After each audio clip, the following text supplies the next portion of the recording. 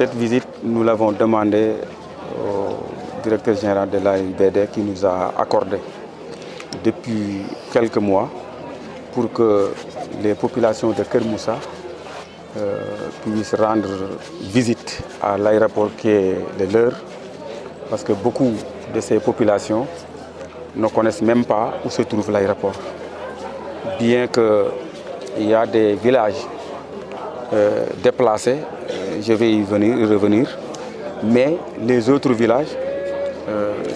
ne sont pas au courant de ce qui se passait ici. Raison pour laquelle je pense bien qu'on avait mis les charrues avant les bœufs. Pourquoi? Parce qu'il faut expliquer les populations quelle est l'utilité de cet aéroport. C'est pour cela que nous avons voulu associer tout le monde. Tous les 36 villages ont été représentés ici. Chaque village a des représentants pour qu'on puisse venir visiter l'aéroport sous le guide de M. Fall, qui est le chargé de communication de l'AIBD. C'est d'avoir d'abord commencé l'aéroport en 2000, parce que l'aéroport est né entre mes mains, ça je peux le dire. Depuis 2000, le temps de l'APIX jusqu'à aujourd'hui, vraiment, c'est une fierté pour moi d'avoir initié le projet de cet aéroport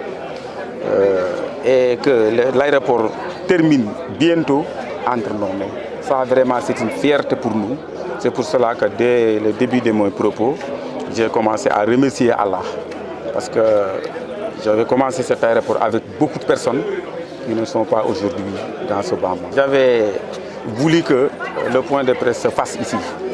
Pourquoi? Parce que c'est très historique. Il y avait un village, là où nous sommes, ça s'appelait le village de Mbadat, qu'on a pu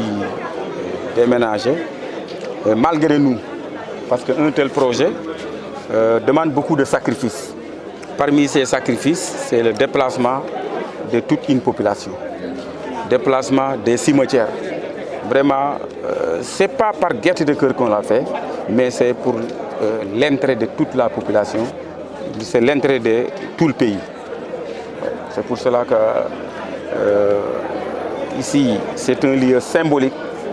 raison pour laquelle je vais écrire au président de la République via le directeur général de l'AIBD pour que ce pavillon porte le nom de Mbadat. Parce que n'oublions pas que la quasi-totalité de l'aéroport se trouve dans la commune de Keur-Moussa. Parce que vous n'êtes pas ignoré qu'il y a 3 villages qu'on a pu déplacer. Le village de Mbadat, dont nous sommes ici aujourd'hui, et le village de Katilik et le village de Kisoha. L'aéroport bi mën naa wax ne ci sama loxo la juddoo ndax depuis 2000 yàlla dogal tey ñu ngi bëgg a yegg ci terme bi parce que ñu ngi am yaakaar ci ne d'ici mois de décembre daañu ko war a jébbal réew mi pour ñu war ko commencer exploiter. Loolu aussi dañ ciy sant yàlla ndax fii ñu taxaw tey moment yi ñu fiy ñëw c'était très difficile. Je pense que Abiboulaye mi am na lu mu ci mën témoin parce que am na village bu fi nekkoon tey jamono di dox ba ñu ne aéroport bi pare na wala boog li ci des barewul. Loolu moo tax mu wax ne ñun dañ ci war a sant yàlla bu baax ndax nag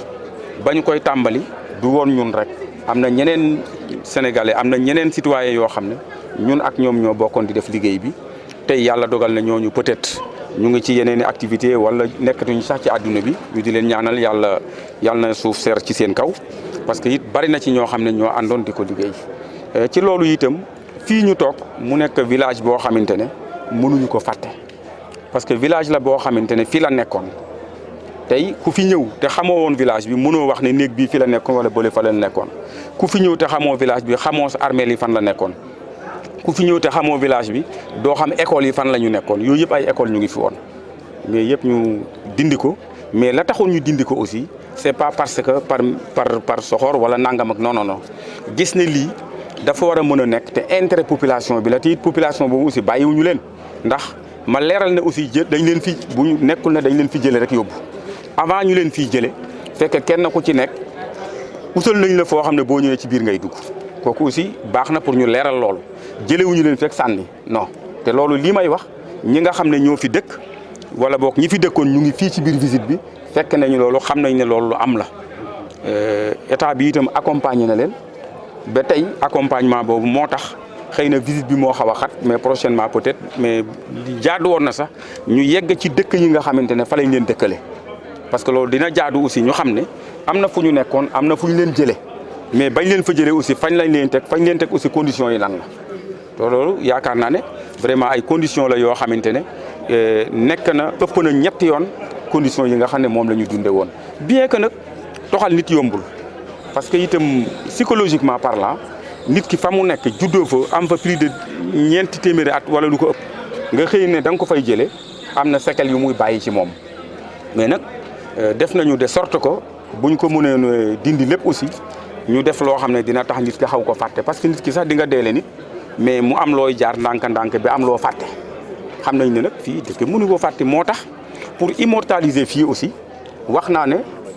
dinaa proposer le conseil municipal ñu def benn délibération pour demander le président de la République pour que le pavillon porte le nom de Mbadat.